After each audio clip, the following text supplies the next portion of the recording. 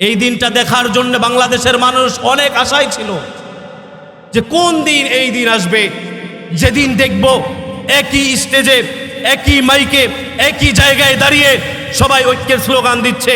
ওই দিন বাংলার মুসলমানের আগের বলি ছিল যদি এরকম দেখি অবশ্যই ইসলামের পক্ষে থাকবো। কথা ঠিক কিনা বলেন? ও মুমিন মুসলমান, আমি আজকে আপনাদেরকে জানাই দিতে চাই এতদিন স্বপ্ন ছিল কোন দিন এক হবে। আলহামদুলিল্লাহ আলহামদুলিল্লাহ এখন স্বপ্ন বাস্তবায়ন হয়েছে। কারণ দেখেন একটা সময় ছিল মাদ্রাসা মসজিদের উপরে বিভিন্ন বাধা আরোপ করা হতো, কিন্তু দীর্ঘদিন পরে হলেও একটা স্বাধীনতার ভিতর আমরা আসছি। কথা ঠিক? এটা আসতে বলেন, যে জোরে বলেন কথা ঠিক না বে ঠিক? আমরা দেখেছি বাংলাদেশে যারা তালবে ইলম ছিল, মাদ্রাসায় পড়তো, হুজুর মাথায় টুপি দিত, কোনো একটা সময় তাদেরকে জঙ্গি তকমা লাগানো হতো। কথা ঠিক কিনা বলেন? কিন্তু এখন বলতে চাই যে সেই দিন চলে গেছে, এখন আর নাই। এখন যদি কেউ নতুন করে স্বপ্ন দেখে যাবারও ওই আলেমদেরকে লাঞ্ছিত করবে, বঞ্চিত করবে, সেই সুযোগ আর দেওয়া হবে না। কথা ঠিক বললাম না বে ঠিক বললাম?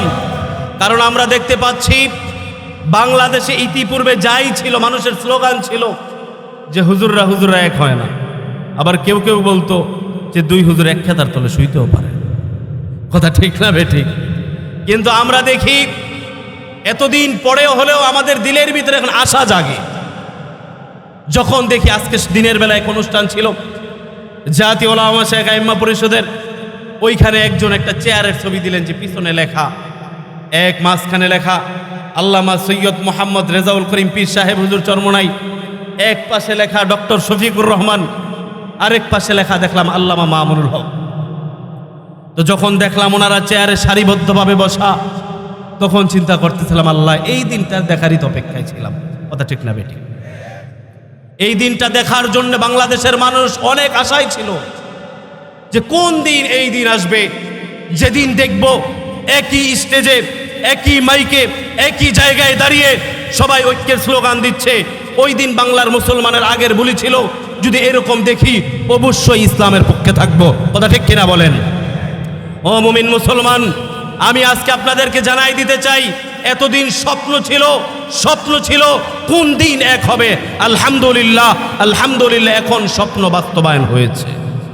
কথা ঠিক কিনা বলেন?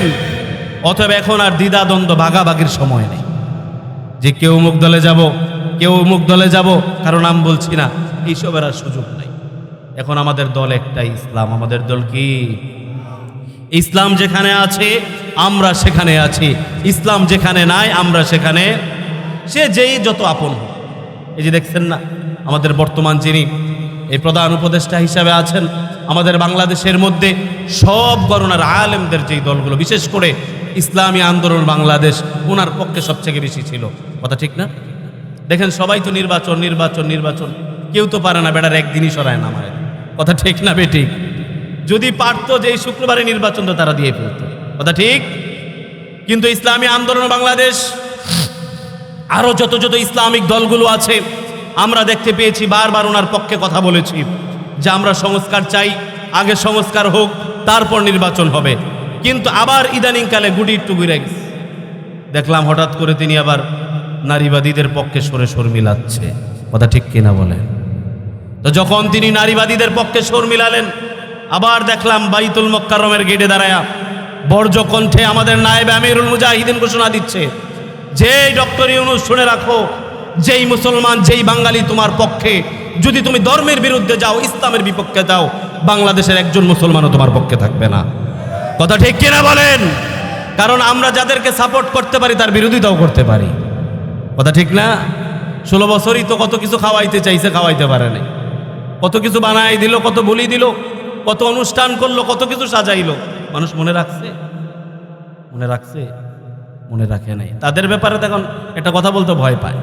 আমরা যদি আবার মাঝে মাঝে বলি আপনি অমুক দলের নেতা আসলেন, আস্তে করে ফোন দেখায়, ভাই কমেন্টসটা কাইটে দেন, কিনলে 16 বছর না বাহাদুরি করে চলছো, তিনি অমুক ভাইয়ের লোক আসেনি, তখন বলতে ভয় পাও কেন?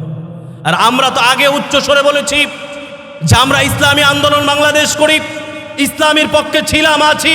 ওই স্বৈরাচার যখন বাংলাদেশে ছিল তখনও আমরা ইসলামের পক্ষে কথা বলেছি। কথা ঠিক কিনা বলেন? এখন তো নতুন নতুন অনেক দল গজিয়েছে, যারা বলে আমরা তখন আওয়াজ দিয়েছি, কিন্তু স্পষ্ট ভাষায় বলতে চাই, ইসলামী আন্দোলন বাংলাদেশ ছাড়া অন্য কোনো দল হেফাজতের পরে আর ওই দলের বিরুদ্ধে কথা বলে নাই। কথা ঠিক কিনা বলেন? এখন তো অনেকের গলা বাইরে। অতএব অনৈক্য চাই না, ঐক্য চাই। ঐক্য চাই কি চাই না? জোরে বলেন, চাই কি চাই না? আর একটু জোরে বলেন, চাই কি চাই না? অতএব সবাই ঐক্যবদ্ধ থাকবো।